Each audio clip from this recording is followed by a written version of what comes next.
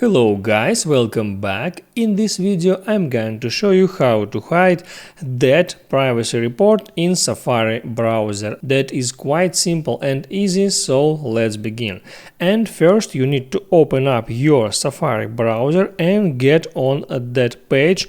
If you are on some website like YouTube for example, you need to go to the new tab. To do that, tap here on tabs icon and then tap plus to open new tab, and then just tap there on edit button. Maybe you will need to scroll down for a little if you are some extra options here, and there it will be edit button at the very end of that tab. And now here you can toggle on or toggle off all that options, and there are privacy report, and now it's disabled. I can easily check that when I just go back to my new tab. And if I now create new tab, there are also no privacy report here.